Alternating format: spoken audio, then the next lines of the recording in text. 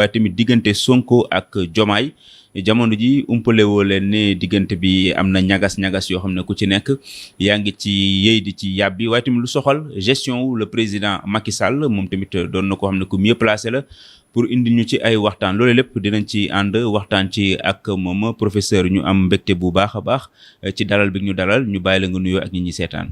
jërëjëf Moustapha maa ngi leen di fay yéen ak télé bu baax bi. waroon ngeen ci yokk bu sell bi tamit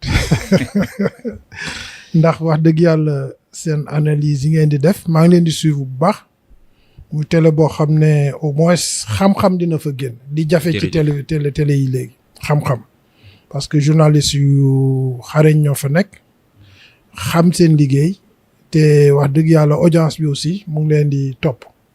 jërëjëf professeur kontaan nañ ci kàddu yooyu bu jógee ci koo xam ne xam-xamam ñëpp nangul nañ ko ci réew mi ak ci bitim réew mi vraiment dafay rassurant bu ñu toogee ak yow kàddu bi ñuy njëkk wax mooy mbirum université yow jàngalekat nga ci daara yu kawe ji xam nga fitna xam nga lan mooy coowal bourse ak yu ni mel coow li noo ko gisee.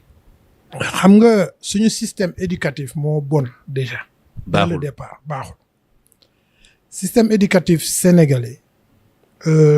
réformé wuñ ko musuñu ko réformer y a eu les grands états de l'éducation ci jamono professeur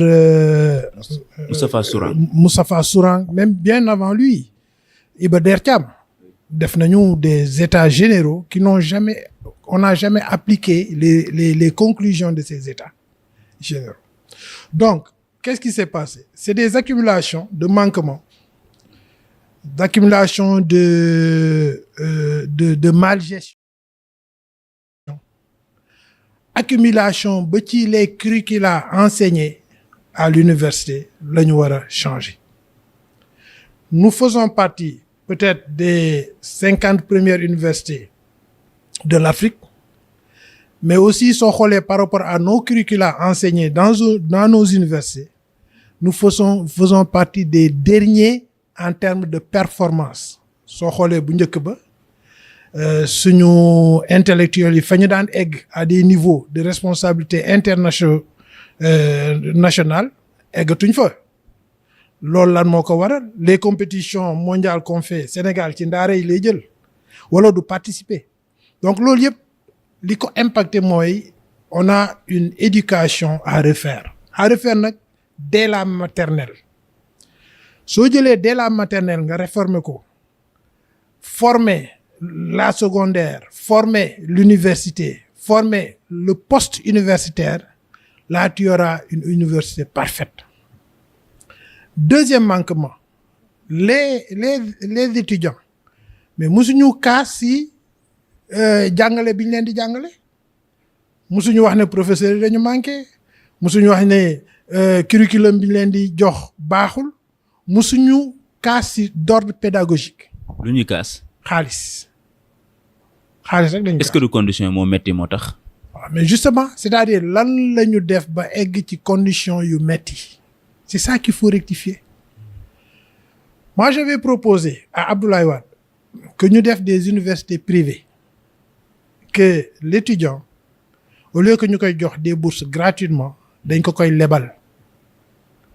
suñ la ko lebalee ngay fay sa jàng ñu jox la li nga xam ne moo war ci année bi soo fayee sa jàng ba am liggéey commencé fay état bi à des taux même insignifiants du am benn intérêt parce que xaalis bi ñu jox supposons par exemple 80 milliards 100 milliards nga jël jox ko ay étudiants au lieu que 100 milliards yooyu nga leen koy jox ñii dinañ jàng ñii dinañ passé ñii duñu passé ñii dinañ am liggéey ñii duñu am liggéey 100 milliards yooyu da nga koy perte. imagine toi nga def ko loan c'est-à-dire 100 milliards yooyu nga lebal leen ko ne leen dama leen koy lebal saa yoo leen commencé liggéey ngeen di ma fay 10 000 francs par mois sax su leen neexee ngeen fay ma ko. donc dinañ am déjà un taux de recouvrement même si c'est faible au moins état bi dina mun a recouvrir au moins un peu d'argent. mais loolu ban impact la njëkk a am responsabiliser l'étudiant ba mu xam ne xaalisam mooy fay jàngam kooku dina talati grève dootul tal grève ba mu xam ne xaalisu bourse bi dañ ko ko lebal. te xaalis boobu ñu ko lebal ci la avenir am nekk te daf ko nar a fay mais kooku dootul tal jàng. léegi bu réussirul na li nga proposé. su réussirul mu fay tamit. parce que xam nga l'obligation de l'État obligation des professeurs qui enseignent c'est pas que ñuy retenir les élèves leur obligation mooy faire passer les élèves léegi nag l'État a l'obligation de créer des emplois mais naka ngay créer emploi tu as un système administratif gouvernance un système boo xam ne l'économie est toujours vacillante dara doxul ci dëkk bi tu peux pas créer des emplois et cetera loolu c'est un autre problème c'est un autre cas mais l'étudiant soo ko responsabiliser ne ko yaakaar naa ne même soo ko mënul sax ne yaakaar naa ne soo génnee di nga am liggéey parce que kuy jàng quand même li ngay xaar mooy soo paree nga am liggéey mais liggéey boobu obligation état la donc état bi dafa war a attelé wu ci nombre d'étudiants yi réussir au moins 60% mu absorbé leen mais 60% yooyu nag su leen absorbé ba noppi le taux de recouvrement bi ñuy delloo état bi au moins mun na dimbali état bi ba beneen génération mun nañu fay seen jàng. donc loolu moo xew États-Unis ok waaw ak Canada sax su ma juumul. Canada aussi moo fa am waa loo xam ne dañuy lebal nit ki mu xam ne am na lu mu war a fay état bi donc ay réformes ngay proposer pour ñu jëm foofu pour su ko defee ñu daal di régler problème une bonne fois pour toutes. bourse yi est-ce que diisul trop ci état bi. bon bourse yi diis na diisu train de vie de l'État moo gën a diis bourse yi les voitures qu'on achète 6 milliards 7 milliards par mois loolu.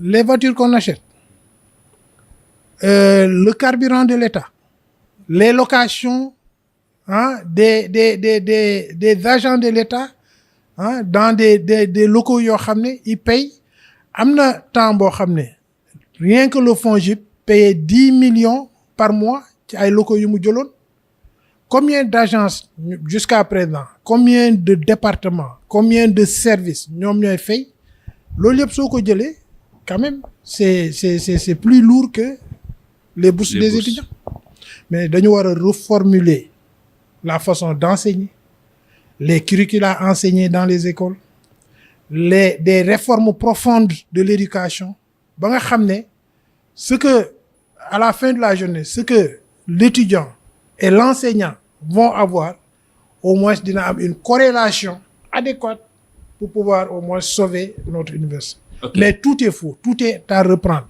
L'université est à reprendre, les services sociaux sont à reprendre, tout est à reprendre.